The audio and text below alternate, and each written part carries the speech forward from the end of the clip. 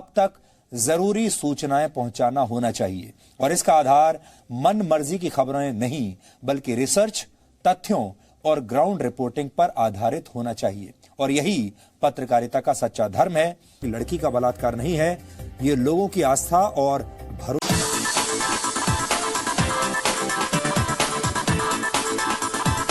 को नाबालिगा बना दी, जबकि बालिग होने के सर्टिफिकेट भी मिल रहे हैं। बिल्कुल। हाँ।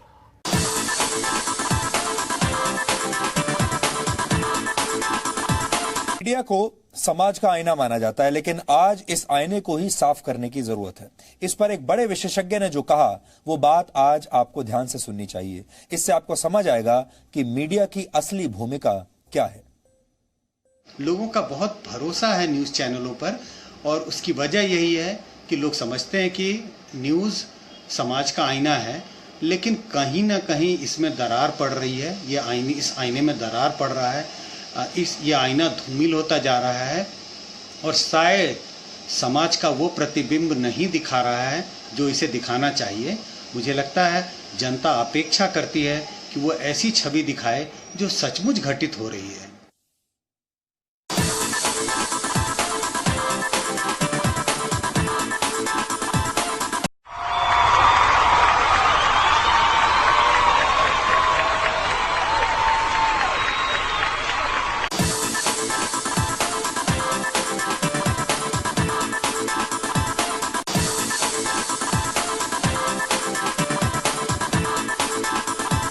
थाने आश्रम की कुटिया में ही आसाराम ने नाबालिग लड़की से बलात्कार किया। यह पूरी साजिश रचने में आसाराम का साथ देने वाले शिल्पी और शरद चंद्र को भी अदालत ने 20-20 वर्ष के कठोर कारावास की सजा सुनाई है।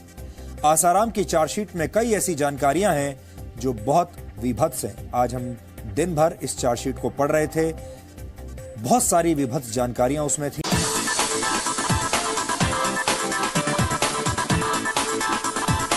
सवाल आसाराम बापू को लेकर है कि आगे क्या। देखिए, आसाराम बापू को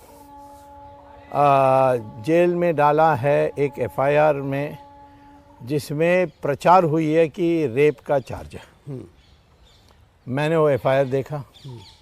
वो एफआईआर जोधपुर में जहाँ ये कांड हुई वहाँ नहीं रजिस्टर हुआ, वो दिल्ली के सरोजनी नगर में रजिस्टर हुआ। पर यहाँ भी पुलिस वालों को किसी ने दबाव डाला होगा, तो अपने बचाव के लिए उन्होंने उसको लोकनायक जयप्रकाश नारायण हॉस्पिटल में भेजकर जांच करा दी। जांच में लिखा है कि एक भी स्क्रैच नहीं है। हाँ। रेप की बात छोड़िए। और जो वहाँ का एसएसपी था उसने भी कहा कि रेप का आरोपी। पता करना चाहता हूँ कि मेरे पास एफआईआर है जो पीड़िता ने जोधपुर में दर्ज की है। इस एफआईआर में पीड़िता ने कहीं ऐसा नहीं कहा है कि उसके ऊपर बलात्कार हुआ है, उसके ऊपर रेप हुआ है, ऐसी बात उसने कहीं नहीं है। पुलिस के रूबरू उसका स्टेटमेंट हुआ तो वहां भी ये बात उसने नहीं बताई है। 164 का स्टेटमेंट मजिस्ट्रेट के रूबरू में हुआ तो वहां भी उसने ये बात नहीं की है। चार्जशीट में भी इस बात का उल्लेख नहीं है।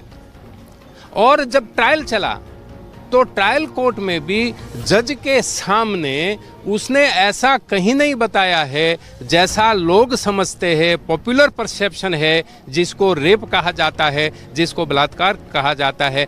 ऐसा कोई रेप या तो बलात्कार उसके ऊपर हुआ हो, ऐसी कोई बात उसने कहीं बताई नहीं है। इतना ही नहीं, लेकिन उसका मेडिकल हुआ तो मेडिकल में भी कहीं भी ऐसा नहीं है कि उसका कौमार्य भंग हुआ। It's the mind-boggling, eye-popping